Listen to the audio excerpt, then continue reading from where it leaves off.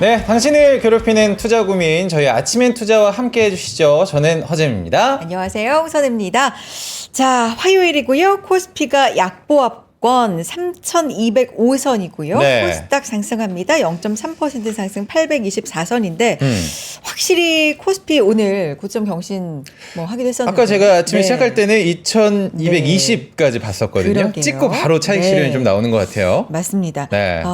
아무래도 좀 힘겨워하는 모습이 있긴 있는데 그래도 뭐 크게 빠지는 건 아니니까 또 장 후반까지 좀 지켜볼 필요가 있고 최근에 외국인 매수는 계속 좀 들어왔잖아요. 연일 뭐 이런 부분도 좀 체크해 보도록 하겠습니다. 네. 이번 주에 저희 방송에서도 많이 얘기해서 그런지 코스닥 쪽에 조금 더 눈길이 가는 것 같기도 하고 야금야금 계속 또 올라오는 모습을 코스닥이 보여주고 있어가지고 이런 부분들도 한번 체크해 보시고요. 소비 쿠폰 어떻게 신청하셨나요? 이번 주는 그 생년월일. 맞아요. 약간 그 숫자. 오브제 네, 느낌으로. 맞아요. 그렇게 하잖아요. 네. 어제 16, 출생연도 오늘은 27. 네. 전 미리 뭐 예약을 할 수 있다 그래가지고 그거 좀 신청을 해놨습니다. 소비 쿠폰에 따른 또 뭐 영향이 있을지 경제 뭐 이런 것도 좀 따라가 보도록 할 텐데 어쨌든 그거 생기니까 마음의 여유랄까? 그렇죠. 나 이거 사고 싶었는데 이거 나오면 이거 사야지 이런 분들은 좀 있더라고요. 네. 그러니까 뭐 이걸로 돼지고기 먹을 거 소고기 한번 뭐 먹자 이런 분들도 계시고 맞아요. 약속 잡는 분들도 많이 계시더라고요. 네. 자, 저희 시작하기 전에 일단 세미나 안내부터 해드리고 또 들어가 보도록 하겠습니다. 네. 부산으로 가볼까요? 부산으로 오이소. 네. 슬기로운 국내 미국 주식 투자 전략 이야기 준비를 하고 있습니다. 세 분이 출격하시는데 이혁진 차장님이 어제 정세찬 이사님 진짜 미국 통이다. 주목해야 된다. 네, 이런 얘기 하셨거든요. 정세찬 이사님, 박지훈 부장님, 이혁진 차장님 출격하십니다. 날짜가 언제죠? 7월 23일 수요일 오후 4시부터 6시까지니까 내일 아니에요? 내일이요. 오, 내일이다. 내일이잖아요. 네, 내일입니다. 여러분 신청하신 분들도 다시 한번 일정 체크해 주시고 끝까지 나 좀 신청해서 가고 싶다 하시는 분들도 신청 마지막까지 받겠습니다. NH투자증권 부산금융센터입니다. 세 분과 함께하는 시간 꼭 함께해 주시기 바랍니다. 저희가 주식도 주식이지만 늘 얘기하는 거 아낄 수 있을 때 아껴야 된다. 그럼요. 절세에 대한 이벤트도 저희가 좀 안내를 드려보도록 하겠습니다. NH투자증권 절세 콘텐츠 알림톡 서비스 여러분들께 좀 소개를 드려보도록 하겠습니다. 네. 투자자에게 필요한 모든 세금과 부동산 정보를 함께 포함하고 있는데 제공하고 있습니다. 금융소득, 상속, 증여, 연금, 부동산 세금 정보, 절세 전략까지 다 들어있거든요. 알림톡 신청하시고 중요한 세금이나 부동산 정보 놓치지 말고 받아가시길 바라겠습니다. 근데 제가 이렇게 보니까 이거 되게 누구한테 전문가한테 물어봐야만 알 수 있는 정보거든요. 이게 한 번에 다 있다고 하니까 진짜 유용할 것 같아요. 어떻게 이 서비스 우리 가입 바로 할까요? 근데 상속, 증여, 연금 뭐 이런 게 약간은 저희 어머니 아버지가 네 인생 네가 알아서 살아라 라고 늘 맞아요. 얘기하셨기 때문에 저는 그런 고민은 없습니다. 증여나 상속 이런 고민은 없습니다. 근데 이런 부분 관계 되시는 분들은 진짜 고민 많으시고 특히나 이제 부동산 관련해가지고 이거 세금 많이 나올 것 같은데 이런 걱정하시는 분들은 꼭 이 서비스 한번 이용해 보시길 부탁드려보겠습니다. 알림톡에 대한 안내였습니다. 네. 자, 오늘 부동산 얘기하죠. 이재명 정부가 들어와서 이 부동산을 어떻게 잡을까 그런데 굉장히 강력한 드라이브가 들어왔죠. 바로 627 대책인데 이게 뭐 일주일의 기간도 안 줬어요. 바로 6월 28일부터 그래가지고 지금 많이 좀 꺾였다라는 얘기가 들리거든요. 그래서 근 한 달 가까이 됐으니까 저희가 부동산 이야기 만나보도록 하겠습니다.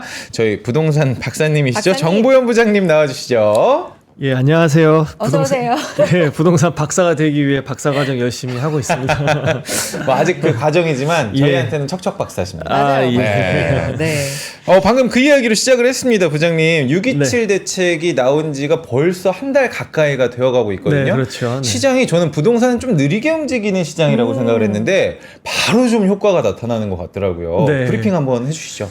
네, 우리가 그때 6월 27일 날 마침 방송했었거든요. 맞아요. 네. 그래서 이렇게 방송 말씀 나누면서 이제 조만간 나올 것 곧 같다. 나올 것이다 했는데 끝나고 30분 있다가 그 다음날 주말이었던 것 같기도 예, 하고요. 저 그때 다음날 주면서 주말이었고요. 이럴 수가 아, 이렇게 그니까. 네. 뭐 이랬어요. 그래서 뭐 그 대책에 대한 내용까지는 그 발표 전이기 때문에 짚어드릴 수는 없었지만 저희는 유추를 했었죠. 네, 이런 그래서- 게 아마 나올 것이다. 맞아요. 그렇죠. 네. 그래서 이런 시나리오대로 아마 갈 네. 것이다라고 했었는데 그대로 좀 진행이 되는 모습들인 것 같아요. 부동산 정책은 크게 그 두 갈래로 나눌 수가 있다. 뭐 공급 관련된 거, 수요 관련된 거. 근데 공급은 시간이 좀 많이 걸리고 비탄력적이다 보니까 아무래도 수요 관련된 그 대책이 나올 것이다라고 했었고 네. 강력한 이제 그 대출 6억 한도 그리고 다주택자는 LTV가 0%로 금지가 되는 대책이 발표가 되면서 시장은 바로 다음 날부터 뭐 반응을 좀 했었던 모습이고요.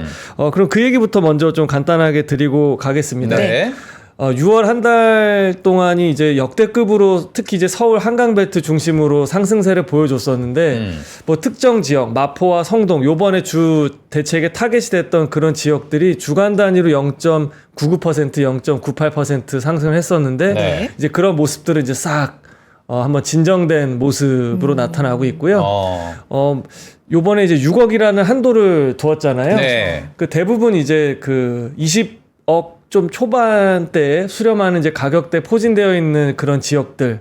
그러니까 방금 말씀드린 그 지역이 좀 주 타겟이 됐던 것 같고요. 그러니까 성동구 같은 경우가 그 발표 전에는 0.99% 네. 뭐 한 주에 1%에서 제가 보니까 한 반 정도 0.45%로 상승세가 절반으로 좀 꺾였고요. 마포 같은 경우는 0.24%니까 4분의 1 정도 수준으로 이제 꺾인 이제 그런 모습이고 서울 전체를 보게 되면 주간 단위로 6월 마지막 주에 0.43%였다가 발표되고 난 직후 그 다음 주 월요일 기준으로는 0.4%에서 지금은 뭐 한 0.29%, 0. 지난주까지는 0.19%니까 아마 이제 어제 기준으로 해서 요번 주 목요일 날 오후에 또 한국부동산원에서 발표가 될 텐데 네. 그때는 아마 이제 좀 보합선에서 좀 머무르지 않을까. 그러니까 이제 상승 국면은 아직까지 방향 자체는 플러스이긴 하지만 네. 상승세 자체는 완전히 잡힌 모습으로 저는 감지가 되고 있는 모습입니다. 야, 굉장히 오랜만에 이 가격이 잡혔다라는 이야기를 좀 들어보는 것 같은데 예. 부장님 중위가라는 표현이 네. 부동산에서 평균가 정도로 생각을 하면 될까요? 아파트 중위 가격이 네. 뭐 서울 전체가 2.2억 정도가 빠졌고 네네. 서초가 4억 가까이 빠졌다 뭐 예. 이런 식으로 표현이 되더라고요. 그러니까 그 평균 가격하고 중위 가격하고는 약간의 차이는 있어요. 약간이 좀 다른가요? 네, 그러니까 네. 평균은 말 그대로 전체 가격을 그 개수대로 나눈 평균치가 되는 거고요. 네. 그래서 그 아무래도 상위 가격이 평균 가격을 끌어올리는 듯한 양상은 있죠. 그렇죠. 네. 그리고 특히나 최근처럼 뭐 강남을 비롯한 이제 상급지 중심으로만 가격 상승세가 있었고 나머지 지역은 상승세가 크지 않았잖아요. 그럼 상위에 포진되어 있는 가격이 평균을 끌어올리기 때문에 좀 착시가 있을 수 있기 때문에 중위 가격을 가지고 다시 한번 보정을 하는데요. 중위 가격은 예를 들면 서울에 집이 1000개가 있다라고 하면 가장 비싼 집부터 가장 가격이 싼 집까지 나래비로 쭉 세웁니다. 네. 1등부터 1000등까지. 그럼 그 중에서 딱 500등에 있는 집. 이 가격을 말하는 게 중위 가격이에요. 줄을 세워서 딱 그 가운데 있는. 중간. 네네. 중간에 있는. 네네네. 평균하고는 좀 약간의 개념 차이는 좀 있어서 저는 좀 중위 가격으로 말씀드리는 게 조금 더 체감이 좀 가까울 것 같아요. 평균은 좀 아무래도 오류가 있을 수 있죠. 오류가 있을 네. 수 있어요. 네. 그래서 그 중위 가격이 2.2억이 빠졌다라고 하는 거는 뭐 실제 거래 금액에서 호가도 그만큼 좀 걷어지고 뭐 한 모습으로 이제 관측이 되는 부분인 거죠. 그럼 부장님 생각하시기에 네. 이런 변화가 네. 뭐 사실 6억이라는 게 굉장히 네. 이제 가장 큰 포인트로 네. 이제 많이 회자가 되고 네. 다음 날부터 바로 시행한 것도 그렇고 예. 뭐 갭 투자 같은 거 원천 차단 뭐 이런 여러 네네, 가지 점들을 그렇죠. 봤을 때 이게 굉장히 이번에는 강력한 규제다 이런 평가가 많잖아요. 네. 그러니까 다들 좀 얼음 상태가 된 건가요? 어떻게 보세요? 네. 그러니까 요번에는 그 세간의 평가가 네. 좀 구멍을 잘 틀어 막았다라는 오. 얘기들도 하고 오. 이제 규제의 정도도 좀 강력했다라고 하는 게 사실 이제 매매 대출만 옥죄인 것처럼, 그러니까 주택담보대출만 옥죄인 것처럼 보이지만, 그리고 6억 원이라고 하는 게 이게 영향이 큰 지역도 있고 적은 지역도 분명히 있을 거잖아요. 그래서 아까 말씀드렸던 마포나 성동처럼 이제 20억을, 그러니까 종전에는 한 15억에서 20억 사이에 주로 거래가 됐던 지역들이 올해 들어서 20억부터 25억 사이에 거래가 되는 이 지역이 이제 집중 포화가 된 건데요. 근데 집값이라고 하는 게 동시다발적으로 움직이는 것 같긴 하지만 맨 처음 움직이는 진앙지 같은 역할이 있고요. 네. 여기부터 이렇게 점차 주변으로 전이되는 곳이거든요. 그러니까 보통은 이제 높은 지역부터 벤치마크 하면서 주변으로 퍼져요. 그러니까 이제 강남 집값이 중요한 이제 기준이 되는 건데 최근에 이제 불을 지폈던 곳들을 잡으니까 네. 다른 지역까지 이렇게 좀 막을 수 있는 이제 그런 것도 있었고, 그런 매매를 막으면 전세로 옮겨가지. 라는 것이 좀 컸는데 이제 갭 투자를 좀 막았다라는 게 입주장이 펼쳐지고 있는 곳들이 이제 보통은 본인이 대출을 받지 않지만 세입자들이 전세자금 대출을 받아서 들어오게 되면 결국에 그 보증금은 임대인 주머니로 들어가게 되고 그것을 받아서 잔금 처리를 하려고 하면서 소유권 이제 이전 등기를 하려고 하는 임대인들의 이런 대출을, 그러니까 소유권 이전 조건부 전세 대출까지 다 금지를 했거든요. 네. 그래서 입주장 자체도 이것도 막혔고, 그리고 또 한 가지가 매매를 하려고 하는데 그 주전세라고 혹시 들어보셨나요, 예전에? 주전세? 네, 주전세가 뭐냐면 예를 들어서 매매 가격이 한 15억 원 정도 매도인 내놨는데 그 살려고 하는 매수 의향자는 현금이 뭐 5억밖에 없어요. 그러면 이제 10억이란 돈을 다른 곳에서 조달을 해야 되는데 이 아파트 단지의 전세 가격은 보통 7억 원이다라고 하면은 7억 원까지는 전세를 안고 살 수가 있잖아요. 네. 그 자기 돈은 5억이 있고 네. 그 나머지 3억이 비잖아요. 그렇죠. 근데 이런 사정을 알고 있는 이제 집주인이, 매도인이 어떻게든 나는 이제 엑시트를 하고 싶고 팔고 싶다라고 네. 하면은 내가 팔고 나서 내가 이제 임차로 들어올게. 그리고 10억에 일단 그러면 필요한 게 뭐 10억이 필요하다고 하니까 10억에 내가 전세를 맞춰주고 5억만 일단 받고 나중에 내가 2년 지나서 퇴거할 때 그때 어떻게든 좀 자금을 마련해서 10억을 좀 돌려주는 걸로 해서 주인이 팔고 나서 세입자 신분으로 바뀌는, 그래서 주인이 전세를 이제 맞춘다 해서 주전세라고 해서 그럼 이렇게 되면 이런 대출이 막히는 거예요. 왜냐면 이제 소유권 이전이 되면서 전세자금 대출 나가는 것들, 그러니까 임대인이 받지 않고 임차인 통해서 우회로 돌리는 이런 전세자금 대출까지 막았기 때문에 좀 차단이 되는 효과가 좀 컸던 거죠. 그래서 이런 것들로 인해서 그 6억이라고 하는 그 금액 자체가 가져다주는 뭐 정도도 있겠지만 이런 이제 방법상에서 좀 도망갈 수 있는 좀 우회 그런 선로를 다 차단했다라는 측면에서 좀 임팩트가 컸고 부동산은 결국에는 심리인데 그렇죠. 이 심리를 그래도 움직였다. 예. 그 정도 측면에서는 충분한 정책 효과가 지금 이제 한 4주째 유지되고 있는 모습에서는 좀 괜찮았던 모습으로 예, 평가가 되는 것 같습니다. 야, 전 주전세라는 개념을 처음 들어보긴 했는데 그러면은 저기 하자가 있으면은 본인이 고쳐야 되는지 집주인 조금 애매해지긴 하네요. 본인이 살았던 집이기 때문에. 그렇죠. 네. 자, 그러면 어제 우리가 좀 얘기를 했는데 재테크의 기준이 좀 바뀌어지고 있다라는 얘기를 했잖아요, 선혜 씨. 25년 만에, 이게 2000년부터 조사가 시작이 됐는데 그동안의 1위는 부동산이었는데 네. 이게 지금 주식으로 좀 트렌드가 옮겨가고 있나라는 생각이 좀 듭니다. 이거 보시고 어떤 느낌이셨어요? 저는 그 여러 가지 소회가 좀 있었어요. 왜 그러냐면 제가 부동산 시장을 리서치하고 컨설팅하는 사람이긴 하지만 저는 늘 이제 금융권 안에서 특히 이제 증권회사에서 지금 활동을 좀 하고 있잖아요. 그러니까 금융권의 옷을 입고 있는 부동산 하는 사람 입장에서 양쪽의 시장을 이제 균형 있게 봐야 된다라는 측면에서 저는 이게 단순하게 최근에 이제 코스피가 3,000을 재탈환하고 뭐 주식시장에서 파이프라인을 부동산에서 주식으로 옮기고 단순하게 최근에 이제 새 정부 출범 이후에 한 달 동안 보여줬던 이런 약진하는 모습만 가지고 단편적으로 말씀드릴 건 아니고 얘기해 주신 대로 저는 이제 2007년도에 사회생활에 첫 발을 들이고 그때 연수원에서 가장 처음 들었던 교육 강의가 뭐였냐면 우리가 되게 천병의 자세로 일을 임해야 된다, 소명을. 뭔고 하고 들어보니까 우리나라가 다른 이제 경제 규모가 비슷한 선진국하고 비교를 했을 때 가계 자산에서 부동산이 차지하는 비중이 월등히 높은 거예요. 2007년 당시에도. 예, 2007년 네. 당시 그때도 한 70%를 육박을 했고요. 어허. 금융 자산이 한 30% 미만이었고 미국과 무슨 다른 호주, 캐나다, 뭐 북미, 유럽 선진국들은 많아봤자 50%가 부동산이고 뭐 40% 미만의 대부분 이제 형성했는데 우리나라만 2배 이상인 거죠. 네. 근데 그때를 돌이켜 보면 58년생 개띠분들, 그러니까 베이비부머 단일 네. 연도로 가장 비중이 높은 분들이 그때 막 이제 50의 나이가 접어들면서 5년 이후에 이제 본격적인 은퇴를 앞두고 있는 이제 네. 그런 시기였고, 일본의 단카이 세대는 이미 이제 그 은퇴를 접어들면서 이제 우리가 노후를 준비해야 되는데 부동산이 최대 단점이 황금성이 떨어지고 유동화가 어려워서 그 중개하는 직업이 따로 있잖아요.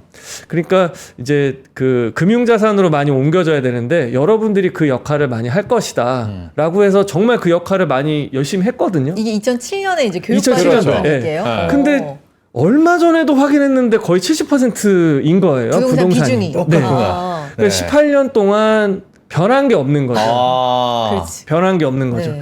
근데 이런 게 조금씩 감지가 됐던 게 뭐가 있었냐면 네. 주택연금을 활용하는 인구수가 점점 늘어나기 시작했고요. 그러니까 예전에는 집 한 채 정도는 자녀한테 물려줘야지라고 하는 그 애착이 되게 좀 많았었는데 네. 이젠 수명도 길어지고 소득이 없으니까 여기서 이제 좀 대체 소득을 만들어내려고 하는 이제 금융 쪽으로 많이 이렇게 발을 담그기 시작했다. 라고 뭐 좀 말씀이 좀 길어지고 있는데 그래서 저는 괜찮습니다. 괜찮아요. 네. 단순하게 이게 코스피 5천 갈 겁니다 라고 해서 주식 투자로 뭐 이게 좀 길이 열린다라는 단편적인 것보다 가계자산의 어떤 포트폴리오나 자산 배분 비중이 많이 이제 금융 쪽으로 좀 이렇게 옮겨져 오는 어떤 메가 트렌드의 이제 첫 발, 뭐 거대한 머니무브의 시초 이렇게 저는 좀 내다보고 있습니다. 물론 양질의 부동산 자산에 대한 투자는 계속 포트폴리오 상에 담아야 되고 하지만 이제는 부동산이라고 모든 게 다 안전자산이고 뭐 전국에 있는 모든 부동산이 다 올라갈 거다 이런 시대는 끝났잖아요. 지금도 우리가 뭐 서울 중심으로 얘기를 하고 있는 것처럼. 네. 예, 그래서 이런 좀 단초까지 시작되는 그런 분위기로 저는 체감을 좀 하고 있어요. 체감을 좀 하신다. 네. 2007년에 처음 교육받으셨던 내용 생각하시면 그러니까요. 지금까지 18년 동안 거의 뭐 철옹성이라는 표현 그런가요? 어쨌든 네, 그렇죠. 변함없는 불패 신화가 네. 있었죠. 그랬는데 네. 뭐 부동산 투자를 하면 안 된다가 아니라 어쨌든 뭔가 그쵸. 변화가 감지된다. 변화 감지되고 주식 쪽으로도. 그렇죠. 오. 부동산 이제 맹목적인 몰빵은 좀 끝나는 그러니까요. 것 같고 그래서 그래서 무리한 레버리지 연끌 정말 이제 앞으로는 더 조심해야 될 분위기인 것 같고요. 어. 그래요. 그러면 아까 이제 6.27 대책 이후의 상황도 브리핑을 해주셨는데 그렇죠. 무엇보다도 네. 부장님은 그 누구보다도 이 이후에 질문을 많이 받으셨을 아, 거잖아요. 네네. 현장에서. 그렇죠. 네. 뭐 전화도 많이 받으시고 뭐 회사에서도 질문 네. 많이 받으시고 그러셨을 것 같은데 어떤 질문을 가장 많이 받으시나요? 한 달 동안? 일단 시장 네. 앞으로의 흐름이 이제 일시적일 것이냐 아니면은 추세적으로 아무래도. 전환될 오. 것이냐. 어. 긴 호흡에서 물어보시는 질문이 많았고 시장에 대한 질문들은 그게 아니라 각자의 어떤 사연을 가지고 고민을 얘기하시는 분들 같은 경우는 갈아타기를 계획하셨거나 이미 실행을 하고 있는 분들인데 앞으로 전략을 어떻게 수정해야 될지에 대한 그런 고민 상담이 제일 많았던 것 같아요. 갈아타기. 오. 네네. 그래서 먼저 시장에 대해서는 앞으로 계속 좀 자세하게 말씀드리겠지만 네. 그 수요 억제책, 특히 이제 대출 규제와 관련된 연구 논문들이 굉장히 많은데 이게 항구적이거나 지속적인 효과는 없어요. 그러니까 근본적으로 사람들이 원하는 곳에 살려고 하는 그 원치와 니즈 자체를 없애는 건 아니기 때문에 대출이 가져다주는 구매력 억제 효과는 뭐 한 6개월 정도가 좀 지속된다라고 보거든요. 그렇게 얘기들 하더라고요. 그러니까요. 예, 그러면은 사실 이게 일시적일 것이냐 아니면은 추세적인 흐름일 것이냐라고 하는 거는 요번에 그 일단 골든타임이 6개월 정도 있다라고 보고 그러니까 가격의 진정세가 보이는 구간이 그럼 그 안에 이제 국토부 장관 인선도 이제 진행이 되고 있으니까요. 후속 대책에 대한 그 정책 시너지 연속 효과가 좀 중요한 변수로 생각이 되는 것이고요. 네. 그리고 개인적인 어떤 그 본인들의 자산에 대한 고민들 갈아타기 하시는 분들은 조급함을 이제 좀 내려놔도 되겠죠. 그러니까 그분들한테는 굉장히 좀 뭐 우호적인 어떤 환경이 좀 전개될 가능성이 높죠. 왜 그러냐면 우리가 6월 초중순까지만 해도 주간 단위로 뭐 0.5%막 1%씩 올라가던 분위기에서 네. 이거 어떻게 좀 현명한 의사결정이 될 수가 있겠어요. 마음이 급한데. 근데 지금은 좀 누그러지고 있는 양상이니까 이제 그분들은 좀 편안한 상태에서 좀 그 신중하게 의사결정 하시면 될 것 같고, 다만 이제 정말 좀 혼란이 있었던 분들은 이미 계약하신 분들, 네. 그러니까 두 가지 종류잖아요. 8484가 있고 4848이 있고, 그러니까 8484는 본인 거를 이제 먼저 파시고 그리고 살려고 하셨던 분들, 이분들이 이제 좀 고민이 될 수 있는 부분이 네. 살려고 할 때 사고 나서 좀 떨어지진 않을까라고 하는 부분이 있는데, 지금 이분들 분위기면 그렇죠. 네. 이분들은 그래서 좀 보수적으로 이제 대출 규제도 어차피 있으니까 네. 무리한 것보다는 좀 적정선에서 그래도 이제 찾아가면 되는데 찾아가시면 될 것 같은데, 일단은 사놓으신 분들, 그러니까 네. 4848로 가신 분들, 그러니까 이분들은 이제 팔아야 되잖아요. 그렇죠. 예, 팔아야 되니까 좀 걱정되는 부분은 이분들로 하여금 먼저 그 처분 기한이 좀 정해져 있기 때문에 금매가 좀 나올 수도 있겠다 생각은 들어요. 왜냐하면 살려고 하는 것들에 대한 잔금을 치러야 되는데 대출 한도가 걸려버리니까 네. 예, 그렇죠. 뭐 6개월 한도를 두긴 했지만은 뭐 대출 총액 때문에라도 이분들은 빨리 정리를 해야 되기 때문에 가장 고민이 있었죠. 그래서 눈높이를 좀 낮추더라도 일단 빨리 처분이 되려면은 뭐 현실적으로는 가격을 낮추는 방법밖에 없다라고 좀 말씀을 드렸죠. 네. 네. 근데 이게 사실 대책을 하고 부동산 시장이 조금 안정되고 가격이 잡히는가 싶지만 이렇게 고민이 있으신 분들이 계세요. 왜냐면 나 전세 구해야 되는데 전세 물량도 쫙 줄어드는 것 같고 월세는 가격이 올라가는 것 같고 이런 좀 그렇죠. 이야기들을 하신 분들도 많으실 것 네. 같거든요. 거래는 좀 어땠나요? 거래량이 많이 줄었죠. 실제로. 거래량이 많이 줄었죠. 일단 네. 매매 거래량 같은 경우가 아직 6월 달이 30일이 아직 신고 기간 채 지나지 않았기 때문에 추정치밖에 없는데, 일단 12,000에서 15,000 사이니까 최근 5년 동안 한 달 기준으로 가장 서울 같은 경우는 거래량이 많지 않았나 네. 생각이 되고요. 그럼으로 인해서 이제 고강도 대책이 나왔던 거고, 그럼 7월 이후에는 지금 한 3,000에서 5,000건 정도 사이 보고 있어요. 그 정도면 그러니까 어떤 거예요? 그 정도면은 많이 줄어든 곳은 그 90% 정도 감소했다. 그러니까는 그래요? 뭐 한 100건 거래되던 게 10건으로 10건으로 줄었다가 되고, 평균적으로는 20-30% 이상 감소를 한 것 같고요. 그러니까 절반 정도 이상은 이제 덜어낸 듯한 매매 거래량 기준으로는. 그러니까 팔려는 사람도 사려는 사람도 일단은 좀 봐야 되겠다. 그렇죠. 그러니까 이런 정확하게 마음이네요. 이제 짚어주신 게 네. 관망세가 좀 두드러진 것 같아요.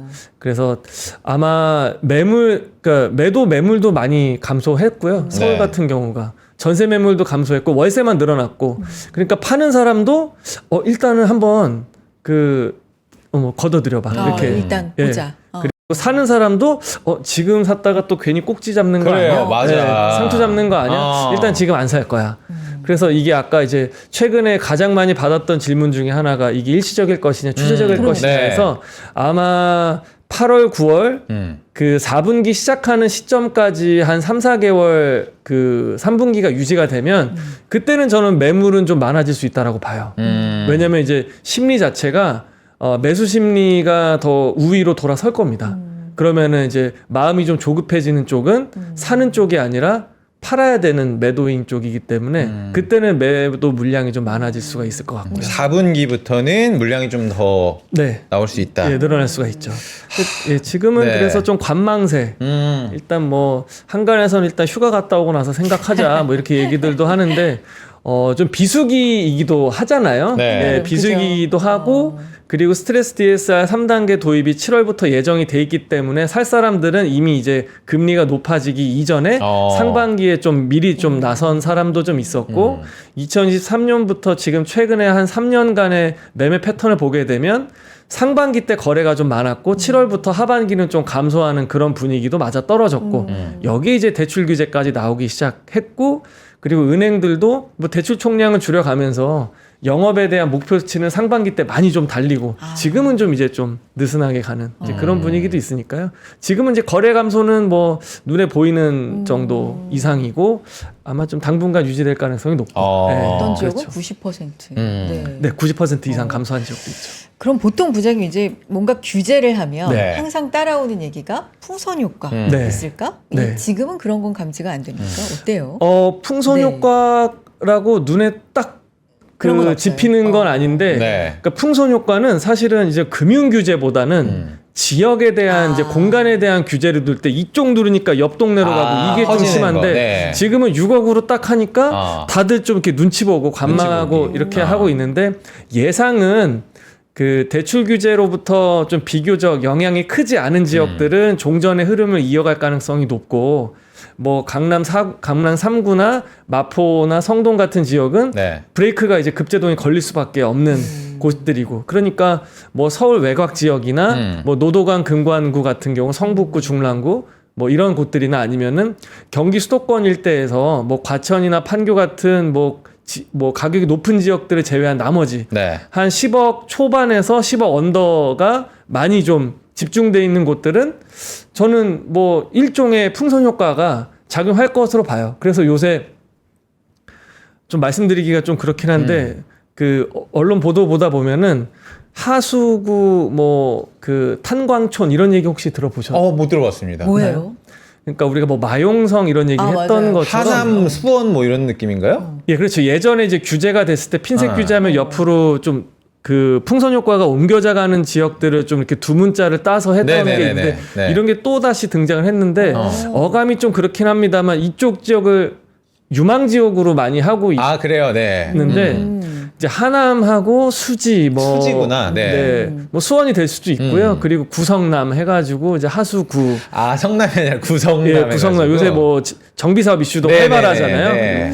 그리고 이제 뭐 탄광촌 같은 경우는 뭐 동탄도 있고 광명, 예, 광명 그렇죠. 평촌. 광명, 평촌. 평촌. 예. 탄광촌. 네. 뒷자리를 땄네요. 네, 앞자리 뒷자리 해서 그렇구나. 예, 우리나라 분들이 이런 네이밍 잘 하나는 만들으세요. 예, 전 세계에서 네. 가장 센스가. 센스가 돋보이는 것 같은데 이런 지역들 특히 이제 광명 같은 곳들도 문의 많이 받고요. 구성남도 많이 받았었고 뭐 평촌은 뭐 학군지다 보니까 네. 꾸준했었고 이런 지역들이 예를 들면 풍선 효과가 좀 앞으로 예상이 되는 이제 지역들인 거죠. 아니 근데 저희가 이제 대출 규제 나오고 나서 그래도 아파트 값이 좀 잡히는구나 싶었는데 뭐 반포의 원베일리는 워낙 많은 분들이 네. 아시니까 소형 아파트 10평대 아파트가 10억 네. 원을 돌파를 했다고. 예. 이거는 뭐 역대 최대가다 뭐 이런 얘기가 좀 있는데 네. 소형 아파트 쪽으로 몰리는 건가요? 아니면 뭐 일시적으로 이렇게 반등하는 느낌으로 올라가는 그러니까 요번에 이제 거래가 좀 화제가 된 게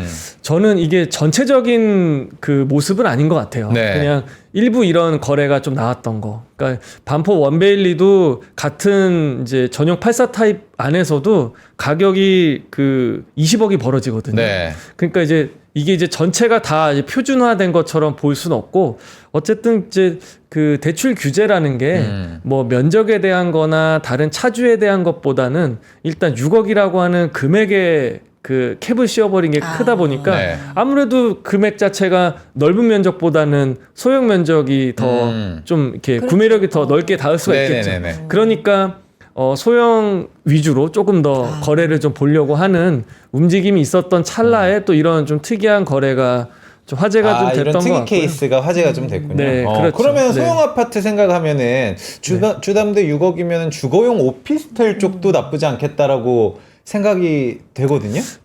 네, 그거는 좀 제가 명확하게 짚어드려야 될 게 네.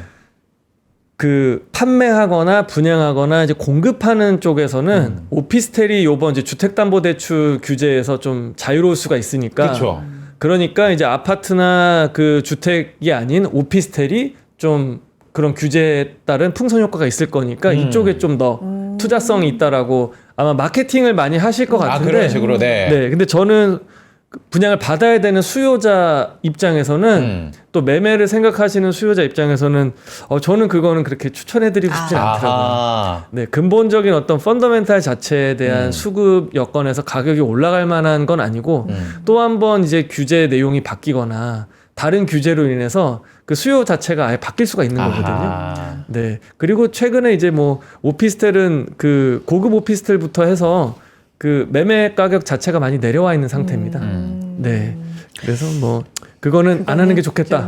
예, 라고 말씀드리고 싶어요. 비추라고 말씀을 또 네. 해주셨습니다. 새겨 듣겠고요. 네. 아까 이제 뭐 임대시장 얘기도 잠깐 나왔었는데 예. 전월세는 요 대책 이후에 좀 감지되는 네. 변화가 뚜렷하게 있어요, 부장님?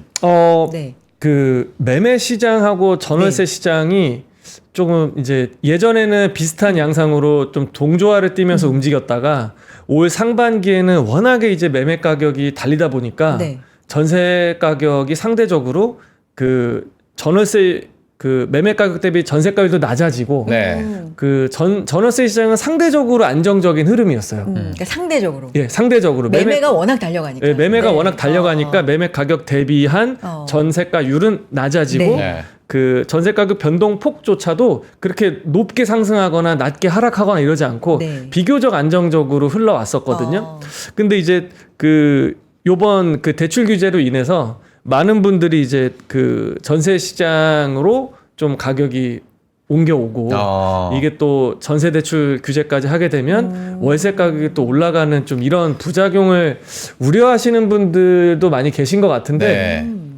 일단 좀 팩트 체크 위주로 좀 좋아요. 넘어가도록 할게요. 네. 그래서 제가 발표가 됐던 6월 27일부터 오늘이니까 이제 7월 22일까지 기준으로 해서 그 서울에 이제 그 전세랑 월세 매물, 그러니까 매물을 좀 증감을 좀 보게 되니까 일단 그 전세 매물은 한 2.9% 정도 감소를 좀 했어요. 매물이. 예, 매물 자체가. 네. 그리고 월세는 한 그만큼 올라갔어요. 2.9% 정도 그 증가를 좀 했으니까. 월세 매물은 올라갔어요. 네. 그러니까 그 전세자금 대출에 대한 그 공적 보증 한도가 80%로 요번 주부터 네. 이제 줄어지기 시작했고 이 얘기는 뭐냐면 그동안은 은행에서 담보 가치 평가를 하지 않고 그냥 공적 보증을 해서 대출을 해주고 네. 만약에 이걸 돌려받지 못하게 되면은 그 보증해주는 이제 공공에서 그걸 이제 그만큼 변제를 해줬거든요. 근데 그걸 낮춰주니까 대출 한도가 줄어들 수밖에 없겠죠. 그러니까 이런 것들 때문에 그 대출 한도가 줄어드니까 그만큼 보증금이 줄어드는 것만큼 월세, 그러니까 이른바 이제 보증부 월세, 반전세 매물이 늘어난 반전세가 늘어난. 예, 늘어난 이제 그런 상태고요. 네. 이게 제가 표본으로 삼는 게 서울의 집값의 바로미터는 일단 송파구가 많아요. 그러니까 네. 표준화되어 있는 대규모 단지가 많기 때문에 한강변의 엘리트랩하나 아니면은 헬리오시티도 많이 보거든요. 근데 헬리오시티 같은 경우도 뭐 하루에 전세 매물이 5개씩 없어지고 있는 상태니까 한 달 동안 100개 넘게 없어진 뭐 네. 이제 그런 모습들이고요.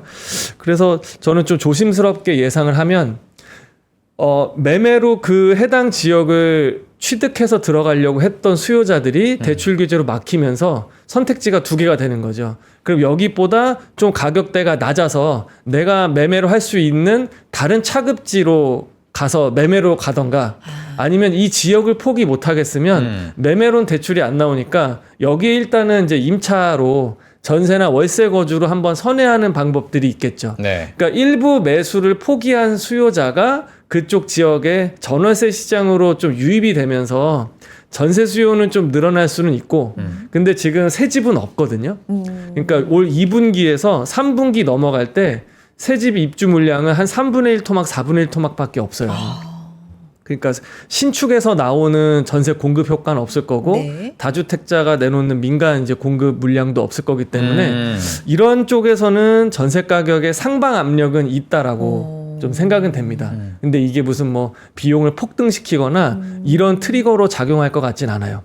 그 변수는 그 한국은행이 가지고 있다라고 봐요. 그러니까 금리 때문에. 예. 네. 이제 그걸 가지고 이제 월세가 유리하냐. 그러니까 금리가 만약에 그 대출 금리가 높아지면 뭐 이자 부담이 커지니까 임차인 입장에서는 월세가 날 수도 있는 거고요. 금리가 낮아지면은 집주인한테 주는 월세보다는 전세로. 이제 전세로 해서 이자 내는 게 더 나을 수 있으니까 이제 그렇게 왔다 갔다 할 수 있기 때문에 지금은 이제 속단할 필요는 없을 것 같아요. 네, 그리고 전세자금 대출도 뭐 DSR 뭐 포함시킨다 만다 이런 얘기도 있어서 네. 월세화의 가속화는 예상이 되지만 이게 막 그렇게 뭐 집값을 막 요동치게 만들 정도로 불안 요인으로 작용할지는 지금 와서는 뭐 아무도 알 수 없다. 저는 이렇게 냉정하게 좀 보고 있습니다. 정리해 보면 월세 가속화는 좀 가속화될 것이다. 네. 전세가가 올라가려는 요인은 있지만 이게 네. 올라간다 해도 그렇게 파급력이 뭐 있지는 않을 것이고 네. 금리에 좀 달려 있다. 네, 그렇죠. 그러니까 예전에는 전세 가격이 올라가면 매매 가격을 밀어올리는 그러니까요. 역할을 했는데 지금 아까 말씀드린 대로 강남 같은 경우는요. 매매가 대비해서 전세가율이 35%밖에 안 돼요. 그러니까 이게 전세가가 올라와 줘도 이제서야 균형을 맞춘 건데 그러니까 전세가가 올라가거나 매매가가 떨어져서 종전처럼 한 절반 정도 되는 전세가율 50% 차지하면은 좀 안정적으로 보고 있는데 지금 매매가가 너무 도망갔기 때문에 35% 낮아졌거든요. 그러니까 지금은 당분간 전세 가격이 설령 올라온다 하더라도 매매가를 밀어 올릴 만큼의 어떤 동인으로 작용할지는 저는 의구심이 더 큽니다. 절대적으로 전세가나 월세가 싸다는 게 아니에요. 매매가 그만큼 네, 매매가 더 맞아요. 올랐죠. 네. 그렇죠. 네.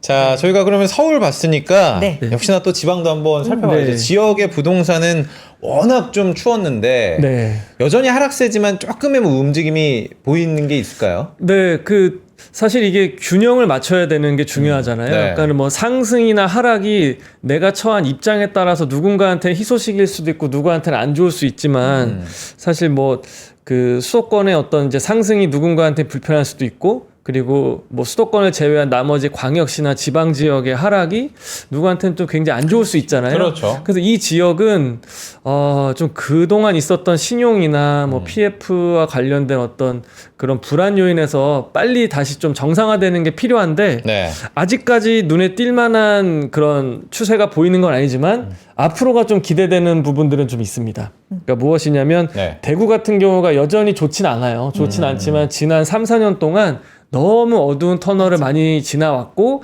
가격이 그만큼 많이 떨어져 있기 때문에 공급하는 사람들 쪽에서도 뭔가 사업 진행을 할 만한 원가 조달이 좀 타당성을 맞출 만한 가격 수준으로 내려왔고요. 그리고 예를 들어서 울산 같은 경우는 그 매매 가격 대비 전세가율이 강남은 35%지만 여기는 거의 80% 육박을 해요. 네. 그러니까 집을 사기에 매수에 나서기에 굉장히 우호적인 분위기가 됐고 광주 같은 경우도 전통적으로 70% 이상 상승했던 이제 그런 모습인데 여전히 75%. 뭐 나쁘지 않은 상황이고요. 그래서 요번에 이제 정부 정책이 아직 그 로드맵이 나오지 않았지만 뭐 지방의 어떤 균형 발전에 시사한 바가 있잖아요. 뭐 서울대 10개 만들기도 있었고 맞아요. 네, 네. 뭐 해수부 부산 이전도 있었고 뭐 그런 식의 어떤 토대가 점점 마련되는 건 아닌가. 근데 상승률로 보면은 지금은 이제 보합 상태입니다. 그러니까 마이너스 0.02%, 뭐 0.00% 이러니까 거의 뭐 제자리 걸음 이렇게 하고 있는 모습들이죠. 네. 아직 확정되진 않았는데 지방 얘기를 좀 해보니까 그 김윤덕 후보자죠. 김윤덕 네. 국회의원이 지금 국토부 후보자가 되지 않았습니까? 그렇죠. 뭐 LH 관련해서 이야기가 좀 나온 거로 알고 있는데 혹시 현장에서는 뭐 그런 기대감이라든지 정책을 기다리는 것들이 좀 있을까요? 일단 그 김윤덕 그 국토부 장관 후보자께서는 그 출신 성분이 뭐 학계의 어떤 교수나 아니면은 이제 고위 관료나 네. 이런 출신은 아니고 정치인 출신. 아시다시피 네. 삼선 의원 이제 출신이다 보니까 아무래도 그 좀 정치력 있는 이제 유명 인사를 이제 후보자로 해놨다라는 의미는 부동산이 사실 첨예하게 그 입장들이 다 다르잖아요. 네. 그러니까 이런 좀 복잡할 수 있는 어려운 함수를 좀 정무적인 어떤 그 감각과 센스로 좀 풀어낼 수 있게. 풀어나갈 수 있게.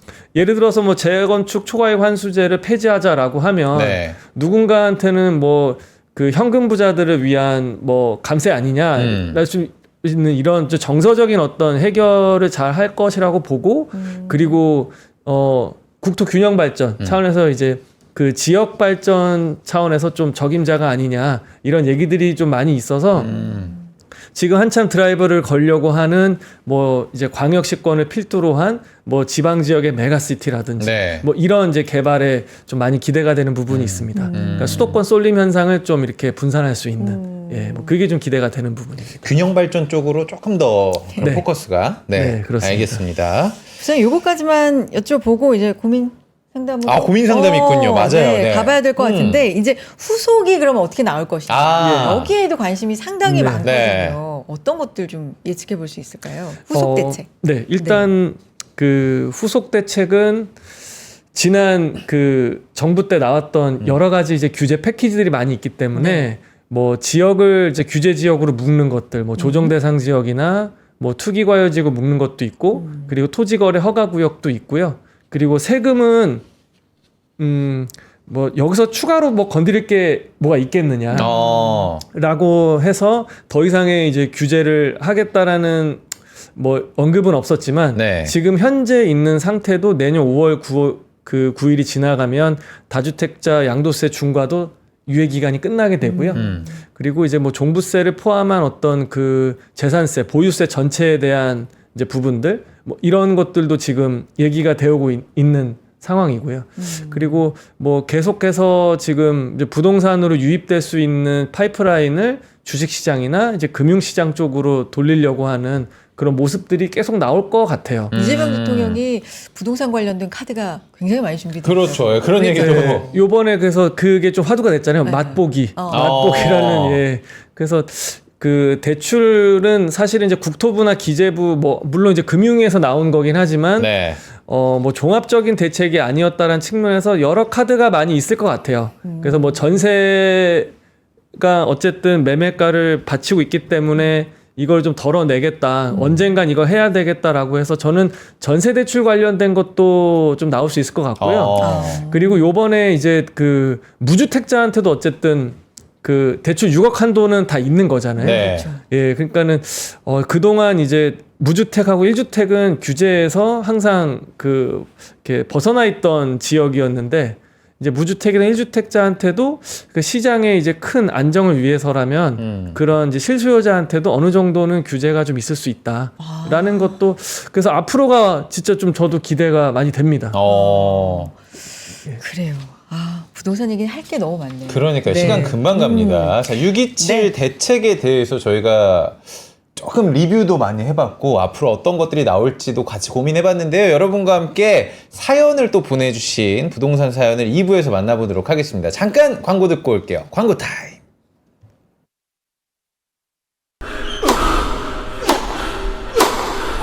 멋있다.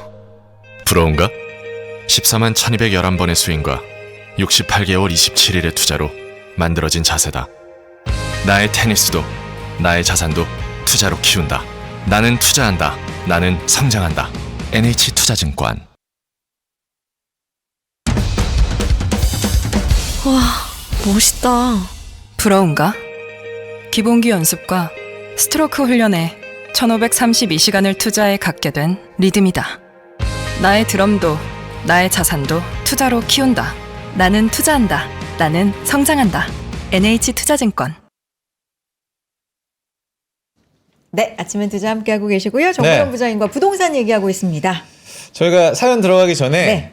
제가 참 이렇게 고민하고 있는 사연이기도 해가지고 이 줍줍 청약에 대해서 잠깐 좀 요즘 또. 여쭤보고 싶어요. 네. 근데 이게 주담대가 6억으로 제한이 되면서 이게 줍줍 청약도 그냥 청약이 아니에요. 왜냐 현금을 가지고 맞아요. 있어야 가능한 거거든요. 하고 싶어도.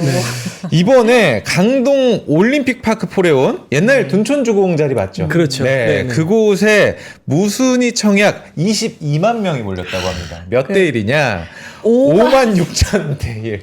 그러니까 와. 혼자 맨주먹으로 5만 명과 이렇게 싸우고 와. 혼자 이겨야 되는 5만 6천 건데. 명. 예. 그러니까 되면 시세 차익은 분명히 10억 이상이 난다. 이런 얘기들이 네. 굉장히 파다해서 무순위로 들어갔는데 그래도 되고 나면은 6억 제한이니까 내 돈이 있어야 되는 거 아닙니까? 그렇죠. 네. 현금 부자가 많은 겁니까? 어떻게 진짜. 보세요? 그러니까 글쎄 이거를 이제 현금 부자가 많다라고 해석을 해야 될지. 네. 그러니까 잠깐 이제 무순위 청약 전체에 대해서도 제가 좀 시사하는 바를 그 시청자분들께 좀 전해드리고 싶은데요. 네. 사실 무순위 청약 이 줍줍이라고 하는 게 그 몇 년 전만 보더라도 그 혹시 그 동탄에서 그 뭐 뭐 294만 대 1 요것도 있었고 캐슬인가요 거기? 네네, 네, 캐슬도 맞아요. 있었고. 네, 네, 맞아요. 저도 거기 한번 써봤던 기억이 네. 있어요. 네. 그게 얼마 안 됐어요. 네. 그때가 이제 반포 그 15구역 15차 재건축 일반 분양했던 원펜타스라고 해서 네. 뭐 전 국민 청약의 날 뭐 맞아, 이런 맞아. 짤이 막 그랬었어. 엄청 그 인스타나든지 SNS에 돌기도 했었고 네. 그리고 불과 얼마 되지 않은 뭐 과거에는 그 흑석동에 있는 모 아파트는 뭐 거의 100만 대 1 정도 했었거든요.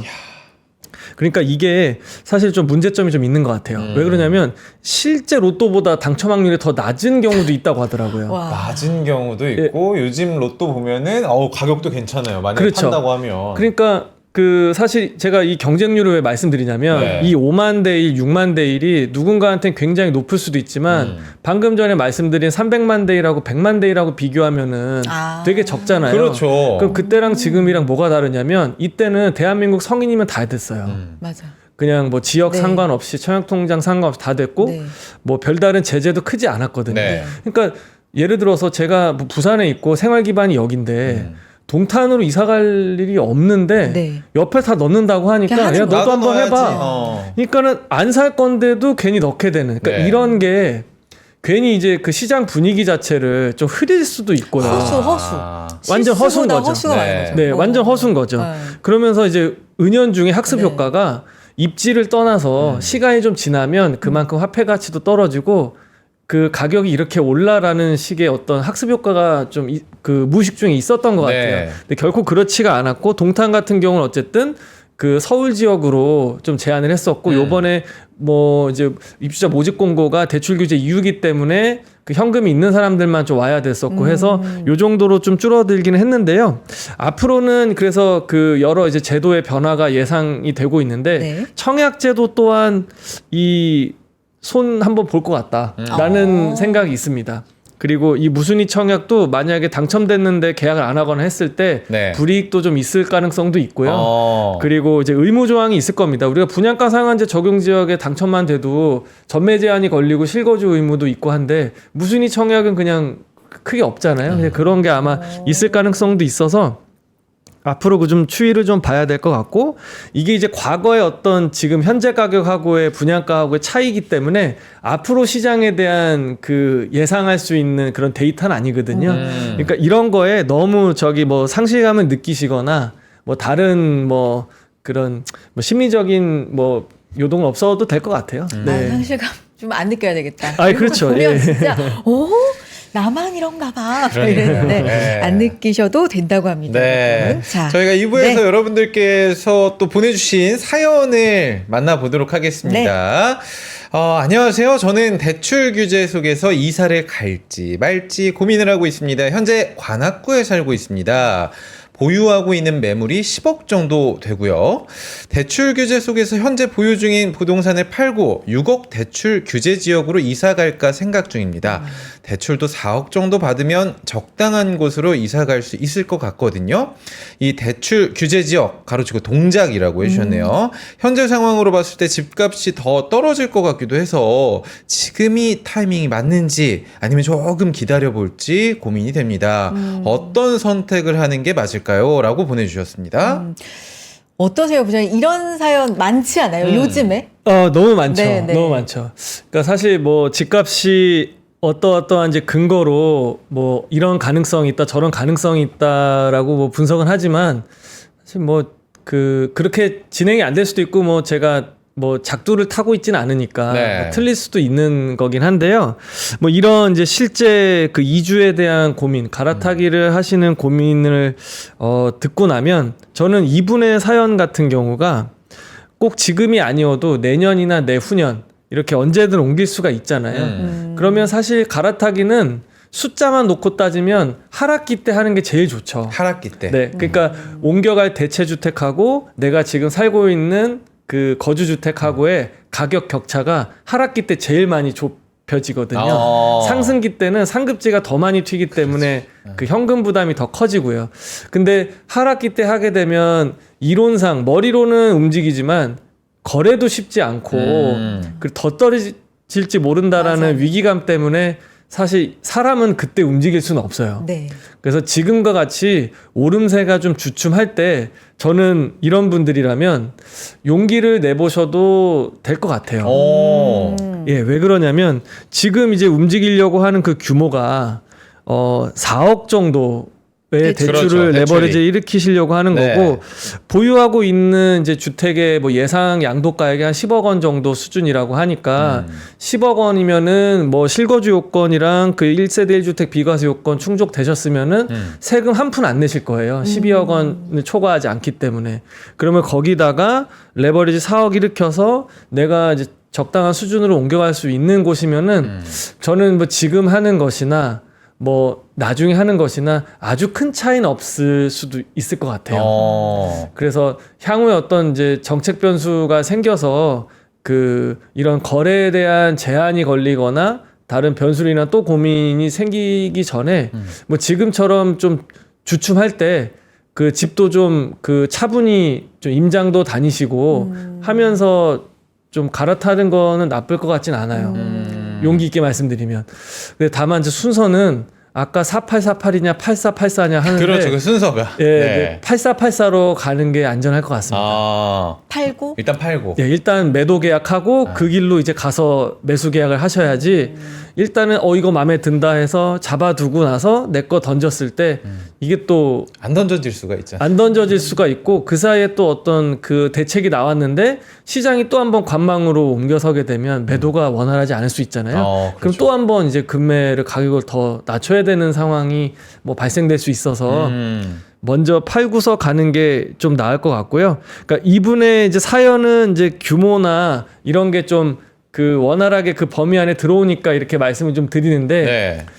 지금 이제 뭐 무리하게 뭐 6억을 다 대출을 받는데 아마 지금 이제 4억 정도면은 제가 볼 때는 한 원리금 상환 기준으로 한 200만 원 정도 뭐 플러스 마이너스 남짓 이제 현금 흐름에서 발생이 될 거예요. 네. 그러면 이제 하루하루의 일상도 좀 봐야 될 것이고 뭐 다른 이제 재무적인 여건도 살펴보긴 해야 되는데 이게 맞지 않다던가 아니면은 옮겨갈 곳이 뭐 무슨 뭐 재건축 예정 단지라서 네. 재건축을 바라보거나 몸택하러 갈 거예요. 뭐 이런 곳이면은 그런 분들이라면 뭐 추천은 못 할 것 같아요. 지금 4억에 대해서 이제 월 이자 네네. 한 200 정도 지금 네네. 추산을 해주신 건데 예. 야 그럼 영끌족들은 진짜 야, 저는 뭐 200도 너무 큰 숫자인데 그렇죠. 그래요. 이게 사실 그런 또 부담이 있으니까 현금 흐름도 좀 체크를 해봐야 될 것 같고 그런데 이제 이분은 동작을 얘기를 하셨잖아요. 네. 예. 동작 말고 네. 혹시 이런 고민 나 지금 좀 이사철이어가지고 나 이사 갈 네. 때가 돼가지고 다른 좀 상급지 혹은 비슷한 쪽으로 좀 추천해 주실 지역. 수가 있는 곳이 있을까요? 예. 저번에도 한번 말씀드렸는데요. 일단 지금 서울시의 도시기본계획을 보더라도 네. 그 물줄기가 그 돈의 축이라고 보시면 돼요. 네. 그게 이제 도시가 성장하는 성장 축이기도 하고 거기에 이제 뭐 일자리가 몰려 있고 뭐 자녀를 교육시키기 좋은 뭐 공교육이나 학원이 많이 몰려 있으면 더할 나위 없이 좋은 건데요. 이게 대부분 이제 남들 다 알고 있는 뭐 강남 3구나 한강변에 붙어 있는 곳들이 비싸게 형성이 돼 있죠. 근데 맞아요. 이쪽이 다 좋은 거 비싼 거 다 아는데라고 하면은 금액이 접근이 안 되면 그 뭐 조망권 없어도 되니까 우선은 지금 말씀드린 동작 안에서도 뭐 14억 원대면 더 좋은데 꼭 흑석동에 한강 조망이 안 나와도 네. 상도동도 있고요. 같은 행정 구면 좋은데 여기조차도 가격 접근이 어렵다라고 하면 이 한강에 접해 있는 구에 여기에 붙어 있는 구도 좋습니다. 거기 옆에 있는 구도. 네, 그러니까 예를 들면 성동이 안 되면 중구나 동대문구 괜찮아요. 동대문구가 또 마용성 다음으로 뜬다 뭐 이런 얘기도 좀 네네, 있더라고요. 아마 이런 비슷한 제가 말씀드리는 그런 그 전이 되는 그런 속도나 네. 방향에 따라서 말씀을 좀 드리는 것들일 거예요. 그래서 마포구가 좀 어려우면 서대문구가 대안이 될 수도 있는 거죠. 왜냐하면 그 한쪽만 영원 무궁 올라가는 건 아니고 네. 뭐 기울기나 가속도의 차이는 있겠지만 접해 있는 곳일수록 이제 그 영향을 많이 받다 보니까 그 인접해 있는 곳으로 가서 효과를 좀 누리자라는 거죠. 네. 7월 이제 시작하면서 6.27 대책이다 보니까 하반기를 이렇게 규제 속에서 그렇죠. 또 뭐 네. DSR 이런 것도 예정이 돼 예. 있었고 하반기 시장 좀 네. 예측이라고 하면 좀 그렇지만 어쨌든 지금은 네. 좀 얼음 관망 속에서 앞으로 네, 어떤 그렇죠. 포인트 좀 보고 갈까요? 중요한 네. 이슈 있을 때마다 네. 나와주시겠지만 그래서 아까도 네. 뭐 풍선 효과 얘기한 것처럼 일단 네. 대출 규제 영향을 받지 않는 곳들. 네. 일단 지방 지역은 요번 대출 규제하고는 전혀 상관이 없고 네. 수도권이나 대출 뭐 규제 지역에 한해서니까. 근데 수도권 안에서도 아까 이제 그 10억 원 미만이면은 더 영향을 많이 받을 것 같은데 이런 지역들로는 꾸준하게 수요가 유입될 가능성이 있고요. 아무래도 네. 그리고 이제 뭐 주요 지역들에 그러면 지금 잡히고 있는 집값의 흐름이 뭐 언제 다시 꿈틀할 수 있는 가능성이 있는 거냐 뭐 이런 거 했을 때 저는 앞으로의 변수가 크게 이제 두 가지 봐요. 네. 두 가지가 뭐냐면 결국에 매매 가격의 향방을 지금 매매 주담대를 옥죄 버렸잖아요. 네. 그래서 이 공을 그 키를 전월세 시장으로 넘긴 것 같아요. 매매 시장에서. 그럼 이 전월세 시장의 가격을 움직일 수 있을 만한 가장 큰 변수는 저는 금리라고 봐요. 그래서 지금 이제 한은에서도 계속 주춤하고 있는 이제 금리에 대한 시점이나 이런 게 월세 시장과 맞물려서 전월세 시장의 어떤 규제와 함께 이게 그 향방이 될 것 같고요. 그리고 또 하나가 매매를 묶어놨어요. 그리고 매매도 이제 전세 시장으로 키를 이제 전이 된 상태인 것 같아요. 그러면 앞으로는 근본적으로는 이 전 국민의 절반이 지금 집이 있고 절반은 집이 없는데 이 집을 살려고 하는 수요자들한테 명확한 공급이 없어도 돼요. 그냥 정말로 이게 그 공급이 이루어진다라는 그 공급 시그널만 명확해도 되거든요. 그러니까 이제 한간에서 얘기하는 연말까지 정도 일단은 텀을 좀 보고 있는 이 기간 내에 국토부가 됐든 정부에서 공급 시그널. 대책이 그 실효성 있는 공급 대책이 잘 발표만 돼도 그러니까 네. 공급 대책 딱 나온 거 봤을 때 이것도 뭐 당장 집값에 영향이 없겠다 이게 아니라 이거 이렇게 되면 나중에 좀 집값 잡히겠는데 뭐 이런 시그널이 지금처럼 매매 가격 주춤할 때 연속적으로 좀 나와주면 그때는 시장의 안정을 좀 찾아갈 수 있을 것 같아요. 중장기적으로. 지금은 일단 유휴부지를 적극적으로 활용하겠다, 고밀 개발을 하겠다, 뭐 이렇게 얘기도 하고 있고, 이제 시장의 이제 초점은 재건축, 재개발에 관련된 것도 어떻게 나올 거냐 이런 네. 거라서 지금은 크게 두 가지. 전월세 시장이랑 후속 대책, 요게 이제 트리거가 될 것 같고, 방아쇠는 되겠지만, 그 총알은 뭐가 될 거냐라고 하면은, 이제 뭐 전월세 시장에 대한 이제 금리하고, 이제 공급. 시그널 그 두 가지가 될 것 결국은 같아요. 공급이 들어와 주지 않으면 그게 마지막 네. 퍼즐이 될 것 같아요. 네.